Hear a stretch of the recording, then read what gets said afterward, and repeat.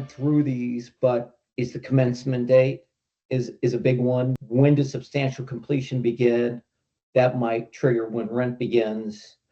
I think of operating expenses, what are included, what is brought that up. You get, if we're missing one. We could do a whole hour on just that alone. There's a ton of nuance in lease audit rights. They're not rights, by the way, they're restrictions. You always have the right to do this. It doesn't have to say.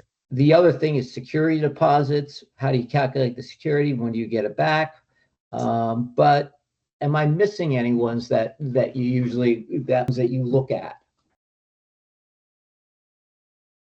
No, I mean, you want to look at a good lease audit, or maybe you would say sort of financial risk analysis, right? Post deal, right? You want to look at anything that affects rent. So you already nailed a couple of those, right? Commencement, right? Versus occupied, right?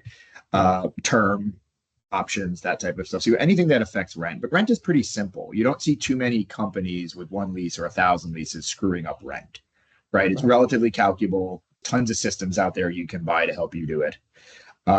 So then the next step is, what are the other financial areas of a lease that move? OpEx and CAM are the next biggest one. Taxes, usually part of OpEx, but taxes is the third.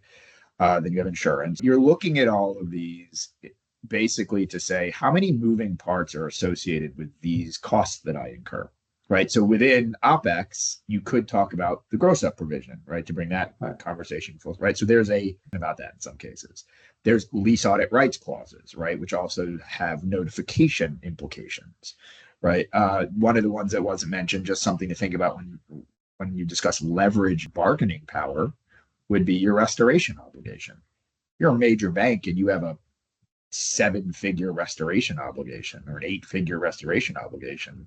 You might have a different bargaining position, a worse one, when you find a couple $1 million lease audit issue and you're at the tail end of your lease than you would if you have no restoration obligation, right? So there's a lot of things that don't necessarily have to do with just am I overpaying? It's what is systematically going to happen to me when I try to resolve these types of things. The sublet clause is important because sometimes you can juice the income coming from your subtenant, because a lot of, most tenants aren't landlords, so they don't really know how to do that. And you also have to be very careful because of changes you can make to a prime lease that would actually reduce the income they're making from a subtenant. So you don't want to do anything in a vacuum. So we're really looking at anything from rent down to security deposit, which is usually pretty clear, to TI allowances. Anything that has to do with money changing hands, we're going to look at it.